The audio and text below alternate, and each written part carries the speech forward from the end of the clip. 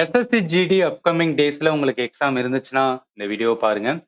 இல்ல 24th மே all ஷிஃப்ட்ல கேட்ட GK topic and English என்ன மாதிரி கேட்டுக்கான்னு சொல்லிட்டு செக் பண்ணிக்கலாம். ஏன்னா சப்போஸ் உங்களுக்கு அப்கமிங் டேஸ்ல எக்ஸாம் இருந்துச்சுன்னா இது யூஸ்ஃபுல்லா இருக்கும். ஜிகேல பாருங்க, ப்ளூ பிளானட் நம்மளோட சோலார் சிஸ்டத்துல எது அப்படின்னு கேட்டிருக்காங்க. இது ஒரு ஈஸியான கொஸ்டின். ப்ளூ பிளானட் நீல கிரகம் அப்படின்னு சொல்லும்போது நம்ம ஈஸியா என்ன பண்ணிடலாம்னா ஈஸியா ஆன்சர் எடுத்தலாம். ஆப்ஷன் சி எர்த்து தான் வரும். ஏன் ப்ளூ பிளானட், ஏன் நீல கிரகம் அப்படின்னு நம்ம பூமியை சொல்றோம்னா, நம்மள 71% என்ன இருக்குன்னா வாட்டரால மூடப்பட்டிருக்கும். ஸோ அதனால பார்க்கிறதுக்கு, அதாவது என்ன, கொஞ்சம் தூரம் ஸ்பேஸ்ல இருந்து பார்க்கிறதுக்கு நம்ம என்ன மாதிரினா ப்ளூ கலர்ல தெரியும். அதனால இது ப்ளூ பிளானட் அப்படின்னு சொல்றாங்க. அடுத்து மினரல் செக்யூரிட்டி பார்ட்னர்ஷிப். இது இன்டர்நேஷனல் லெவல், உலகத்து லெவல்ல என்ன பண்ணிருப்பாங்கன்னா மேஜர் கண்ட்ரிலாம் சேர்ந்து ஒரு அக்ரிமெண்ட் மாதிரி சைன் பண்ணுவாங்க. அதன் மூலம் ஒவ்வொரு கண்ட்ரிக்கும் தேவை பொறுத்து என்ன பண்ணிக்கிறாங்கன்னா ஒரு டீல் மாதிரி பேசிக்கிருவாங்க. இந்த அமைப்புல எந்த கண்ட்ரி ஃபவுண்டிங் மெம்பர் கிடையாது அப்படின்னு கேட்டிருக்காங்க. சப்போஸ் இதை நீங்க லேர்ன் பண்ணியிருந்தீங்கன்னு வச்சுக்கலாம், இது ஈஸியானது. லேர்ன் பண்ணாட்டாலும் இது என்ன பண்ணலன்னா லாஜிக்கலா கொஞ்சம் அப்ரோச் பண்ணலாம். அது எப்படின்னா, ஆப்ஷனை பாருங்க. India, Australia, China, Canada. இதுல சைனாவை மட்டும் பாருங்களேன். இந்தியா டெஃபினட்டா என்ன பண்ண மாட்டான், ஏதோ ஒரு பார்ட்னர்ஷிப் பண்ண போறான்னா அது மேஜர் லெவல்ல பண்ணும்போது சைனா இருக்கிறதோட எல்லாம் சேர மாட்டானுங்க. சைனா இல்லாத மாதிரி அவங்களை நெக்கில் பண்ணிட்டு என்ன பண்ணுவாங்கன்னா வேற ஏதோ ஒரு அமைப்புக்குள்ள சேர பார்ப்பாங்க. அதே மாதிரி தான் ஆஸ்திரேலியா, அதே மாதிரி தான் கனடா. ஏன்னா சைனா கூட அவ்வளவா யாரும் என்ன பண்ண மாட்டாங்கன்னா டீல் வச்சுக்கிற மாட்டாங்க. அதனால என்ன வரும்னா சைனா வராதுன்னு சொல்லிட்டு கொஞ்சம் நீங்க லாஜிக்கலா எடுக்கலாம்.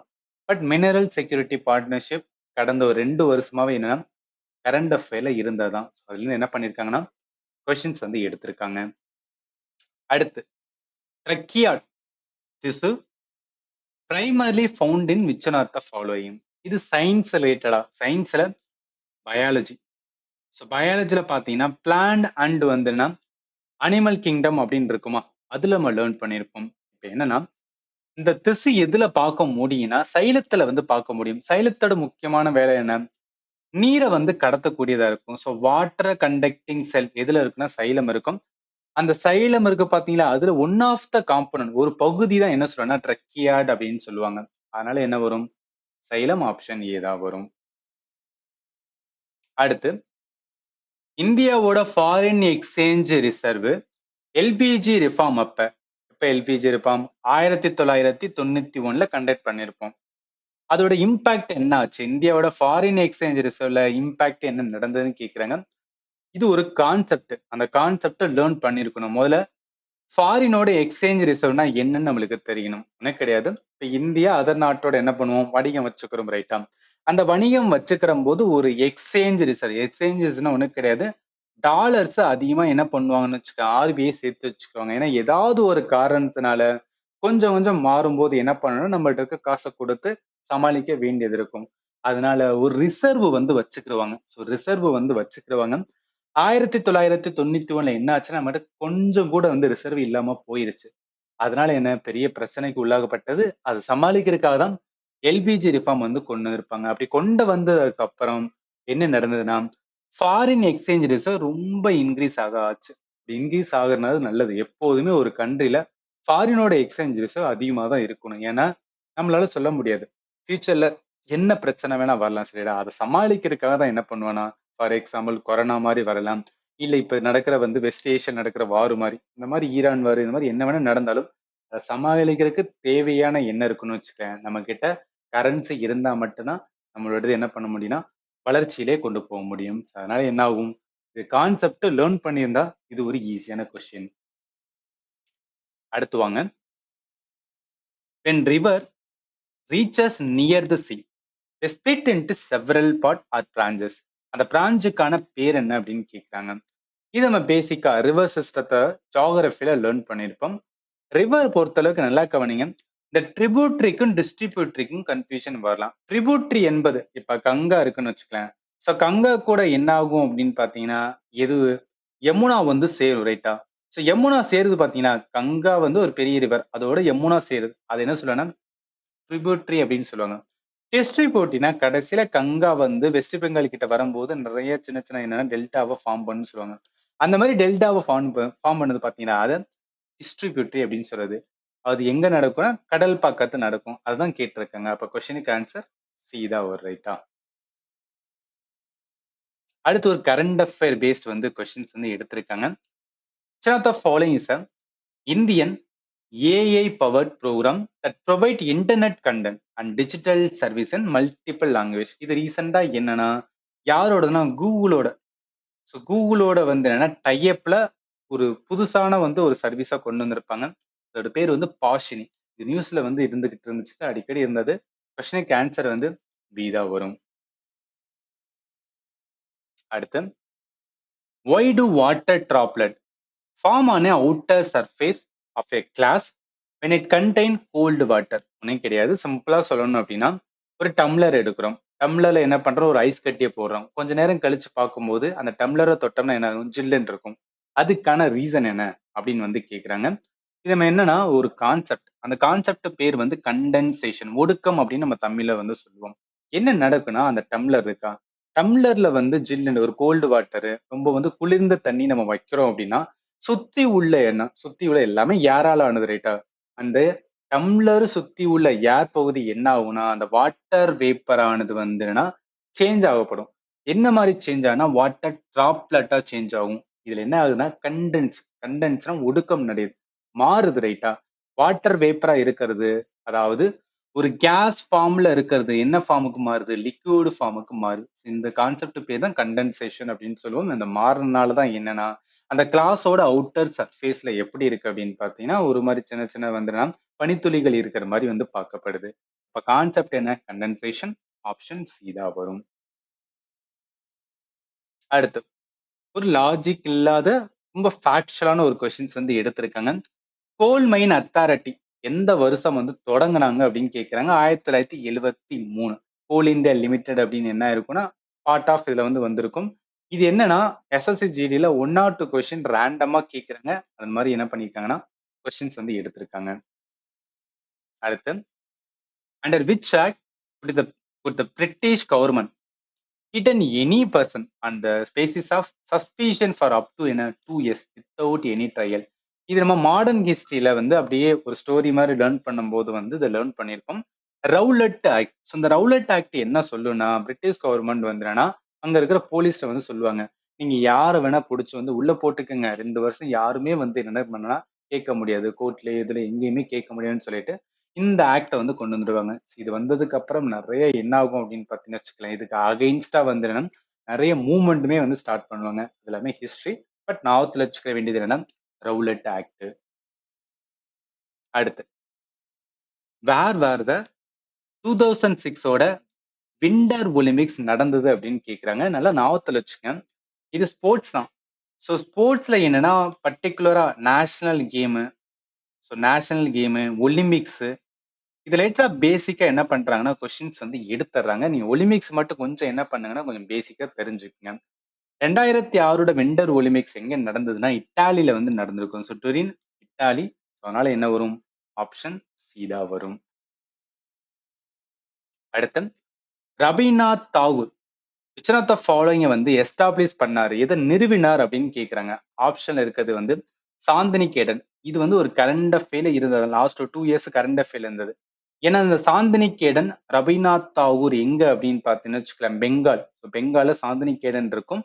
அதுதான் லேட்டரா விஸ்வ பாரதி யூனிவர்சிட்டியா மாறி இருக்கும். இது எதுக்காக நியூஸ்ல இருந்துச்சுன்னா இது ரீசெண்ட் டைம்ல என்ன கொடுத்துருப்போம்னா யுனெஸ்கோட, ஸோ யுனெஸ்கோட வேர்ல்டு ஹெரிட்டேஜ் சைட்ஸ்ல வந்து ஆட் பண்ணியிருப்பாங்க. அதனால நிறைய எக்ஸாம்பிள் அதை கேட்குறாங்க. ஆன்சர் வந்து இதா வரும்.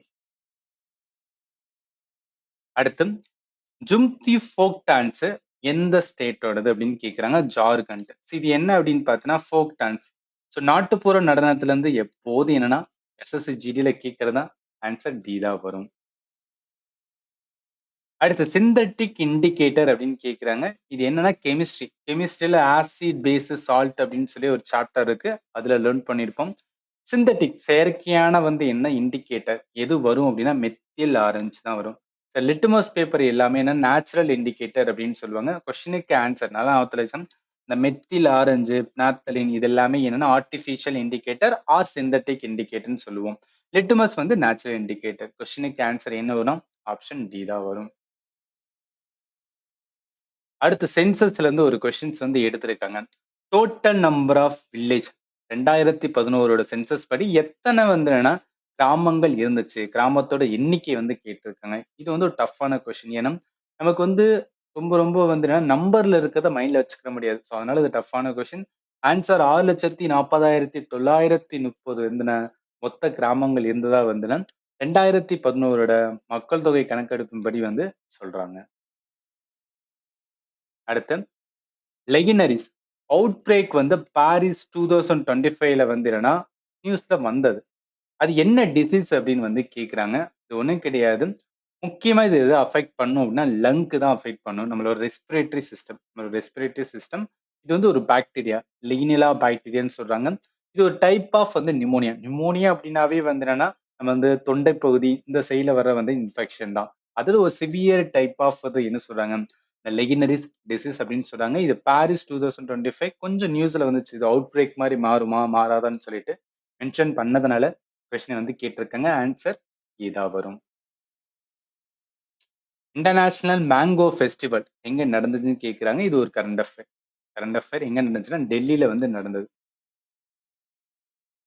அடுத்து யுஆர் ராவோ சேட்டலைட் சென்டர் மோஸ்ட்லி வந்து என்னன்னா, இஸ்ரோ சம்பந்தப்பட்ட நிறைய ஹெட் குவார்ட்டர்ஸ் எங்க இருக்கும் அப்படின்னா, கர்நாடகால இருக்கும். இந்த யுஆர் ராவோட சேட்டலைட் சென்டர் யுஆர்எஸ்சி எங்க தான் இருக்கு அப்படின்னா, பெங்களூர்ல தான் இருக்கு. கொஸ்டினுக்கு ஆன்சர் சி தான் வரும். அடுத்து சாம்பிளி ஃபோக் டான்ஸ் எந்த ஸ்டேட்டோட ஃபேமஸ் டான்ஸ்னு கேட்குறாங்க. உத்தரகாண்ட். ஸோ உத்தரகாண்டோட ஃபேமஸ் வந்து சாம்பிளின்னு சொல்லுவாங்க. மோஸ்ட்லி ஃபெஸ்டிவல் அண்ட் அவங்களோட ஏதாவது கல்ச்சரல் செலிப்ரேஷன்ல வந்து என்ன பண்ணுவாங்கன்னா, இந்த டான்ஸ வந்து கொண்டாடுவாங்க. அடுத்து அகைன் ஒரு 2011 சென்சஸ் சம்பந்தப்பட்ட question. What was a child sex ratio as per என்ன 2011 சென்சஸ். இது ஈஸியான கொஸ்டின் தான். ஏன்னா லேர்ன் பண்ணியிருந்தீங்கன்னா அது ஒரு ஈஸி. 919 தான் வரும். அதாவது 1000 பாய்ஸுக்கு 91 கேர்ள்ஸ் என்னன்னா அப்ராக்சிமேட்லி 2011 சென்சஸ்ல வந்து மென்ஷன் பண்ணியிருந்தாங்க. இது எல்லாமே நான் கிளாஸ் உங்களுக்கு ப்ராப்பரா ஸ்டாட்டிக் ஜிகேல வந்து சொல்லியிருப்பேன். டைம் இருந்துச்சுன்னா ஒரு வாட்டி என்ன பண்ணுங்கன்னா ரிவிஷன் பண்ணுங்க. அடுத்து ஸ்போர்ட்ஸ் சம்பந்தப்பட்ட கொஸ்டின் ஹேண்ட்பால் ரிலேட்டடா எடுத்திருக்காங்க. கோல் கீப்பரை தவிர்த்து how many players team play on the court in handball. So ஹேண்ட்பால்ல மொத்தம் எத்தனை பேர்னா 7 பேர் இருப்பாங்க. கோல் கீப்பரை வந்து விட்டுட்டாங்கன்னா 6 பேர் வருவாங்க. பட் நார்மலா நீங்க ஹேண்ட்பாலையும் இதோடனா வாலிபாலையும் கம்பேர் பண்ணீங்கன்னு வச்சுக்கலாம். வாலிபால்ல மொத்தமே வந்து 6 பேர் இருப்பாங்க ஒரு டீம்ல. ஆனா ஹேண்ட்பால்ல மொத்தமா 7 பேர் இருப்பாங்க. அடுத்து வந்து என்னன்னா, புக்ஸ் அண்ட் ஆதர் ரிலேட்டடா கொஸ்டின்ஸ் எடுத்திருக்காங்க. ஸோ புக்ஸ் ரிலேட்டடா எப்போதும் கேட்கிறதா the race of my life யாரோட ஆட்டோபயோகிராஃபி அப்படின்னு பார்த்தீங்கன்னா, மில்கா சிங். இதுவுமே நான் ப்ராப்பரா உங்களுக்கு புக்ஸ் அண்ட் ஆதுன்னு சொல்லிட்டு ஒரு சாப்டர்ல டீச் பண்ணியிருப்பேன். நீங்க மில்கா சிங் ரிலேட்டடா மூவி கூட ஒரு ஹிந்தி மூவி கூட ஃபேமஸ் ஆனது. மில்கா சிங் தான் நினைக்கிறேன். மில்கா பாக் அப்படின்னு இருக்கும்னு நினைக்கிறேன். ரொம்ப ஃபேமஸான வந்து ஒரு மூவி. அதுல யாரு அப்படின்னு பார்த்தீங்கன்னு வச்சுக்கலேன், இந்த ஃப்ளையிங் சிக் அப்படின்னு சொல்லுவாங்க மில்கா சிங். அவர பத்தி வந்து எடுத்திருப்பாங்க. அவரோட ஆட்டோபயோகிராஃபி பேரு the race of my life. அடுத்து கன்வா டைனஸ்டியோட ஃபவுண்டர் யாருன்னு கேட்குறாங்க. இது என்ன டாபிக்னா ஏன்ஷியன்ட் ஹிஸ்டரி. ஸோ ஏன்ஷியன்ட் ஹிஸ்டரியில கன்வா டைனஸ்டி யாருன்னா வாசுதேவ கன்வா. இவர் தான் என்ன பண்ணியிருப்பார்னா ஃபவுண்ட் பண்ணியிருப்பாரு. இது ஆஃப்டர் மௌரியன் டைம்ல என்ன ஆகும் அப்படின்னா, சின்ன சின்ன டைனஸ்டி வந்து வருவாங்க. ஞாபகத்துல வச்சுக்கணும். அடுத்து சாம்பா லேக் எந்த ஸ்டேட்ல இருக்குன்னு கேட்குறாங்க. ஜஸ்ட் ஒரு பேசிக்கான இதுதான். சாம்பா லேக் எங்க இருக்குன்னா, famous in state of Rajasthan. அடுத்து ஷகித் இ அசாம் அப்படின்னு யார கூப்பிடுவாங்க அப்படின்னு பார்த்தோன்னா, பகத்சிங்க தான் கூப்பிடுவாங்க. ஸோ பகத்சிங்க்கான ஒரு டைட்டில் தான் என்ன, ஷகித் இ அசாம் அப்படின்னு சொல்லுவாங்க. த கிரேட் மார்டையர் அப்படின்னு சொல்றது. இதுக்காக இந்தியாவோட ஃப்ரீடம் ஸ்ட்ரகிளுக்காக வந்து தியாகம் பண்ணதுனால இவருக்கு ஒரு டைட்டில் வந்து குடுத்திருப்பாங்க. ஆன்சர் வந்து இதா வரும். அடுத்து குக்கி டான்ஸ். ஸோ ஃபேமஸான ஃபோக் டான்ஸ் எந்த ஸ்டேட்டோடன்னு கேட்குறாங்க. இது நாகாலாந்து. இது நீங்க ஈஸியா ஆன்சர் பண்ணலாம். ஏன்னா நாகாலாந்துல நெறைய இப்ப ரீசென்ட் டைம்ல வந்து கரண்ட் அஃபேர்ல வந்து இஷ்யூஸ் நெறைய போயிட்டு இருக்கு. அதுல ஒரு ட்ரைப் வந்து குக்கி ட்ரைப் இருப்பாங்க. ஸோ அவங்க ரிலேட்டடாவும் நியூஸ் வந்து போயிட்டு இருக்கு. 2 ட்ரைப்க்கு இடையே என்னன்னா நெறைய பிரச்சனை போயிட்டு இருக்கனால, இந்த Kuki tribe famous in state of in Nagaland. அவங்க செலிப்ரேட் பண்ற டான்ஸா வந்து குக்கி டான்ஸ் அப்படின்னு வரும். கனெக்ட் பண்ணி ஆன்சர் பண்ணலாம். அதுக்காக தான் சொல்றேன். ஆப்ஷன் ஏ தான் வரும். அடுத்து இங்கிலீஷ் வந்து பார்க்கலாம். ஸ்னானிஸ் வந்து கேட்குறாங்க. இன்டிஸ்பென்சிபிள். ஸோ இன்டிஸ்பென்சிபிளுக்கான சயின்ஸ் முதல்ல இன்டிஸ்பென்சிபிள் என்பது தவிர்க்க முடியாது அப்படின்னு சொல்றது ரொம்ப எசென்ஷியலானது. அதனால என்ன வரும்? ஆப்ஷன் பி தான் வரும். அடுத்து ஃப்ரெஜைல். ஸோ ஃப்ரெஜைலுக்கு வந்து ஆண்டனிம்ஸ் வந்து கேட்குறாங்க. ஸோ ஃப்ரெஜைல் மீன்ஸ் என்ன? ரொம்ப வந்து ஈஸிலி ப்ரோக்கன் இல்ல வீக்கா இருக்குது. அதாவது கண்ணாடி பாட்டெல்லாம் வந்து ஃப்ரெஜைல் அப்படின்னு சொல்லுவாங்க. கீழ போட்டா டப்புன்னு நொறுங்கிரும். அதுக்கு அப்படியே ஆண்டனிமா இருக்கிறதுன்னா robust. Robust means strong and வந்துனா ரொம்ப ஸ்டர்டியா இருக்குன்னு சொல்றது. டிலேக்கு வந்து ஆண்டனிம்ஸ் வந்து கேட்கிறேன். டிலேன்னா லேட் ஆயிருச்சு அப்படின்னு சொல்றது. அதுக்கு அப்படியே ஆண்டனிம்ஸ் என்ன? அட்வான்ஸ் ரைட்டா? டு போஸ்ட்பான் இல்ல ஏதாவது ஒண்ணு லேட் ஆறது. அட்வான்ஸ் என்பது முன்னக்கூடியே நடக்குது. Move forward. டூ வந்து ஏலியன் வரும். அடுத்தது art of beautiful writing involving stylist expressive lettering created with pen or brush வந்து நோன் அஸ். அது ரொம்ப அழகா வந்து என்னன்னா எழுதுவாங்க பாத்தீங்களா? ஈவன் நிறைய இதுல வந்து என்னன்னா அதுக்குன்னே பியூட்டிஃபுல்லா ரைட்டிங்க்குன்னு என்னன்னா ஸ்டைல் இருக்கு. ஸோ கேலிகிராஃபி அது வந்து என்னன்னா ஒரு லேர்னிங் தான். ஸோ கேலிகிராஃபி வந்து ஒரு ஸ்டடின்னு சொல்லுவாங்க. The art of beautiful and ஸ்டைலிஸ்டான வந்து handwriting using the pen or brush வந்து இருக்கிறது. அடுத்து பிரிட்டிலுக்கு வந்து ஆண்டனிம்ஸ் ஆல்ரெடி பார்த்தோம்னா பிரிட்டில் மீன்ஸ் என்ன அப்படின்னு பார்த்தோம்னா ஈஸிலி ப்ரோக்கன் ரொம்ப வந்து என்னன்னா பிரேக்கபிளா இருக்கும். அதுக்கு அப்படியே ஆண்டனிம்ஸ் வந்து என்ன? ஸோ பிரிட்டில் வந்து என்னன்னா ஈஸிலி ப்ரோக்கன். அதுக்கு அப்படியே ஆண்டனிம்ஸ் அப்படின்னு பார்த்தோம் அப்படின்னா ஃபிளெக்சிபிள். ஃபிளெக்சிபிள் மீன்ஸ் வந்து என்னன்னா இப்ப உடையவே உடையாது. என்ன ஆனாலும் என்னன்னா பிளண்ட் ஆயிக்கும் பெண்ட் ஆயிக்கும். அதாவது அவ்வளவு சீக்கிரம் உடையாம அதுக்கு ஏத்தாப்புல பெண்ட் ஆயிக்கிறதா என்ன சொல்லுவோம்? ஃபிளெக்சிபிள். பிரிட்டில்னா போட்டனே உடைஞ்சிரும் அப்படின்னு சொல்றது. அடுத்து கரெக்ட் ஸ்பெல்லிங் வந்து கேட்டிருக்காங்க. ஸோ நாசியஸ் நாசஸ் மீன்ஸ் வந்து ரொம்ப வந்துன்னா ரொம்ப வந்து ஃபீலிங் சிக்கு ரொம்ப வந்து முடியாம இருக்கு அந்த மாதிரி சொல்றது. ஒபுலன்ஸ் வந்து என்னன்னா ரொம்ப அதிகமான வெல்த்தை கொண்டிருந்தாங்கன்னா ஒபுலன்ஸ் அப்படின்னு சொல்லுவாங்க. குவாக்மயர் மீன்ஸ் வந்து என்ன ஏதாவது டிஃபிகல்ட்டா ஃபீல் ஆகுறது இல்ல ட்ரிக்கியான சுச்சுவேஷன்ஸ் நம்ம இருக்கோம்னா அதுல வந்து குவாக்மயர் அப்படின்னு சொல்றது. ஸோ குவாக்மயர் ஆத்து வச்சுக்கேன். நாசியஸ் ஒப்புலன்ஸ் அண்ட் வந்து குவாக்மயர் கரெக்டான எங்க இருக்குன்னா ஆப்ஷன் சில இருக்கு கரெக்ட் ஸ்பெல்லிங்.